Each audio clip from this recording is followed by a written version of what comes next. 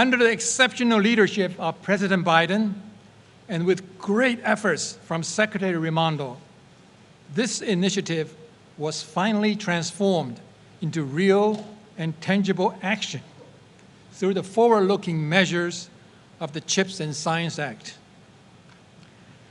This state-of-the-art facility behind us is a testimony that TSMC is also taking a giant step forward to help build a vibrant semiconductor ecosystem in the United States.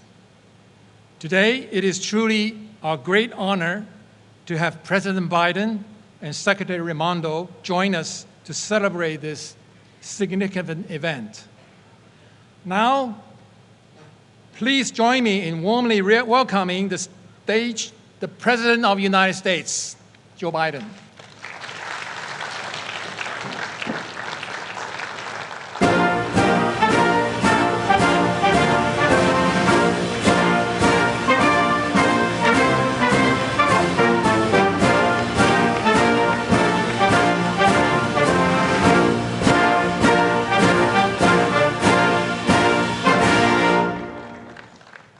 I don't know if any of you have any seats, but if you have a seat, please take them.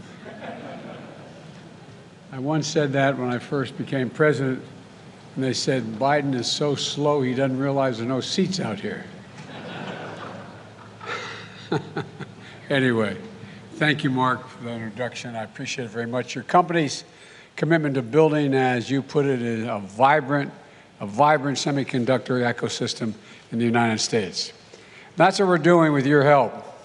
Thank you to everyone at TSMC, especially Morris Chang, who founded this company in 1987 and grew it into a global giant. But the most significant thing about him is his wife, Sophie. I tell you, believe it or not, Sophie worked in my first senatorial campaign when I ran for the Senate. True story.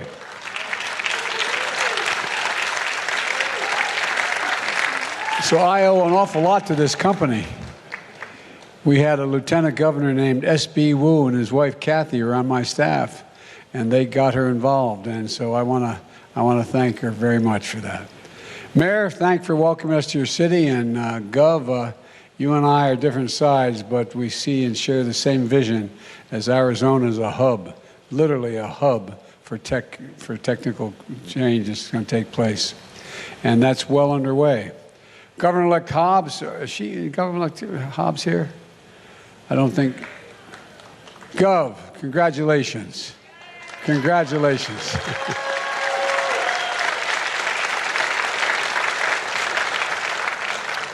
Well, I tell you what, you're starting off in the right place. This is going to be an incredible asset to the state of Arizona. A special thanks to the incredible Arizona Democratic members of Congress who flew out with me today from Washington. Senator Kelly, you deliver for Arizona every single day, including on the CHIPS and Science Act, which will bring jobs to this state and would not be law without you, and that's not hyperbole. Arizona is lucky to have you fighting for them for the next 6 years. And Gabby Gifford, a great friend, is here as well. When I gave Gabby the Presidential Medal of Freedom this summer, I said she was one of the most courageous people I've ever known. People of Tucson elected her to the Congress 3 times because they trusted her, they believe in her, and she's the embodiment of that core American trait. Never, ever, ever, ever give up, and she never does.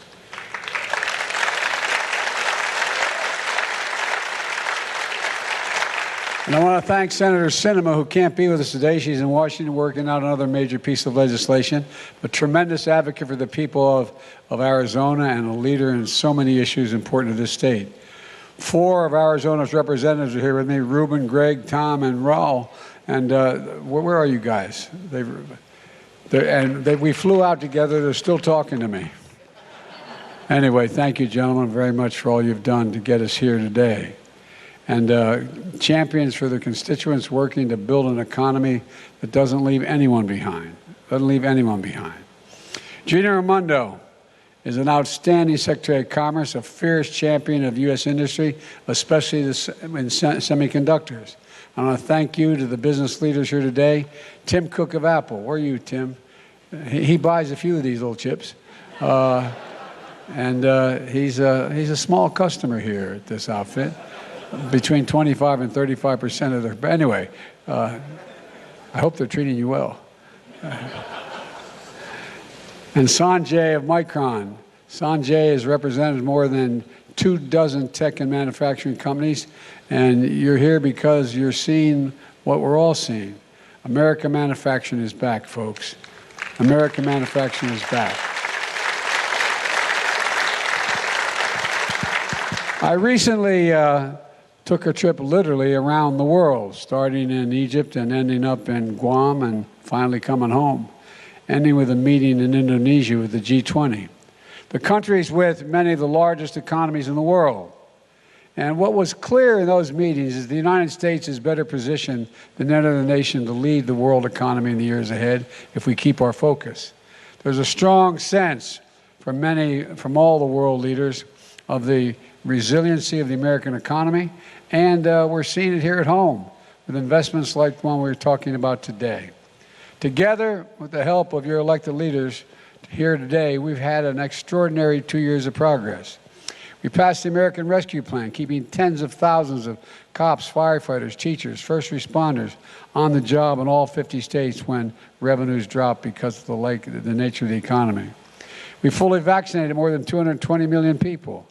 We're rebuilding our infrastructure, fixing our roads, our bridges, our airports, strengthening American manufacturing by creating 750,000 manufacturing jobs just since I become president. And what I'm most excited about is people are starting to feel a sense of optimism as they see the impact of the achievements in their own lives. It's going to accelerate in months ahead, and as part of the broad story about the economy we're building that works for everyone. One that grows from the bottom up and the middle out, that positions Americans to win the economic competition of the 21st century. When we grow it that way, the poor have a shot, the middle class do well, and the wealthy do very well. My dad used to have a saying. He said, you say, a job is about a lot more than a paycheck, Joey. It's about your dignity. It's about respect. It's about being able to look your child in the eye and say, honey, it's going to be okay. It's going to be okay.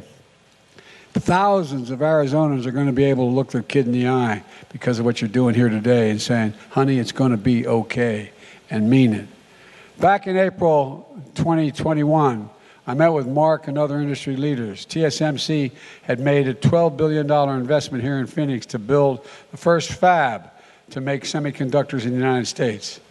Now, the equipment is ready to move in. Next year, commercial operations are going to begin. And today, TSMC has announced a second major investment. They'll construct a second fab here in Phoenix to build chips, 3 nano chips, the 3 nano chips that are 3 nano, and you know what I'm saying. Nano, no, I don't know.